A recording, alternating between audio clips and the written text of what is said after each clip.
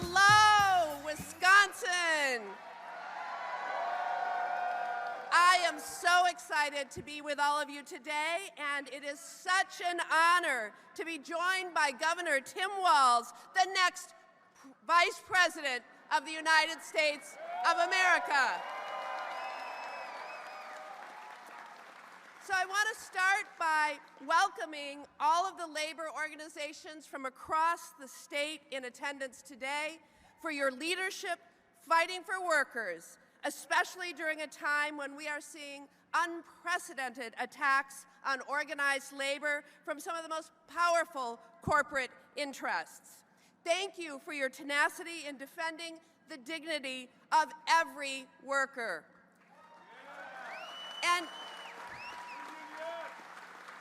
And of course, I want to extend a huge thank you to our workers. Now, I always like to say this, and I'm going to say it again. Wisconsin is home to the best workers in the world. And we make just about everything, from paper to engines, from tools to ships, and from beer to brats and cheese and more. And our workers do so much to keep our made-in-Wisconsin economy going strong and to keep our state moving forward. That's why I promise I'm always going to have your backs. Now, we're all here today to celebrate Labor Day, which has special roots in our state.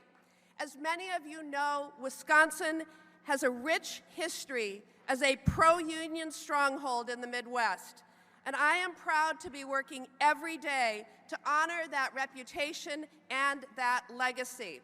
In fact, believe it or not, Wisconsin's first union was organized a year before we officially became a state, back in 1847. And in 1911, we passed the nation's first apprenticeship law.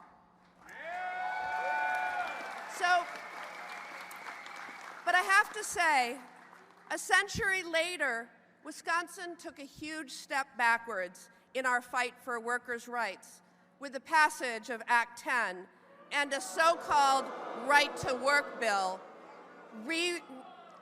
renewing special interests and corporate attacks on our workers.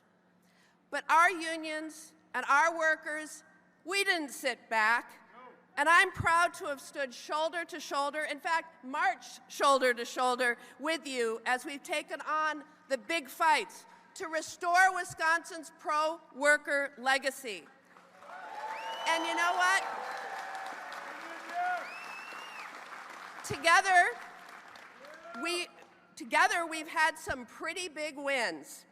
When we passed the Bipartisan Infrastructure Investments and Jobs Act, I made sure that my Buy America rules were included in there, so that when we're building new bridges, roads, and transportation infrastructure all across the country, we are using American steel and American concrete to do all of it.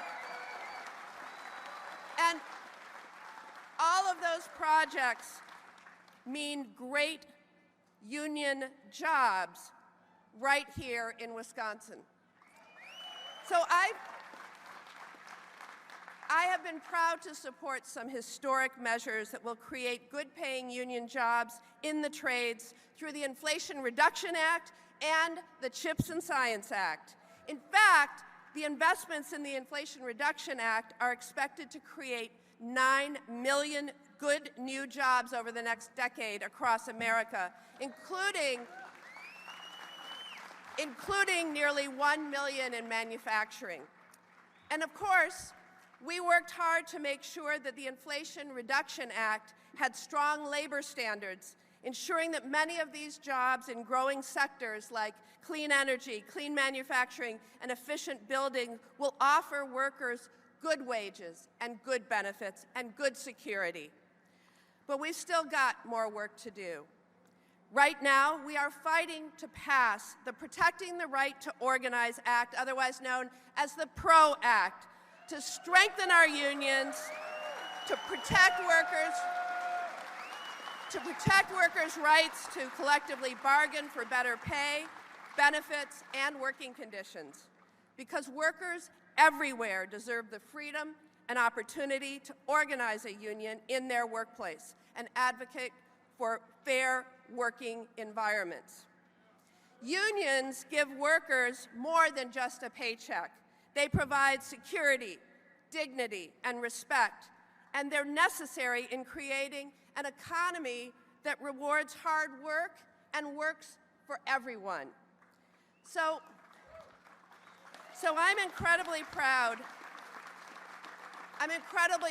of what we have accomplished together, and I promise that we're going to keep on working to create more job opportunities, support workers' rights, and protect our workers' hard-earned benefits, because that's what our workers expect and have deserved and have earned. So thank you so much for letting me join you today to celebrate Labor Day.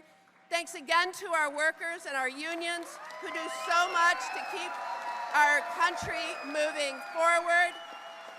And remember, our rights and freedoms are on the line this November 5th. Use your voice and use your vote. Thank you.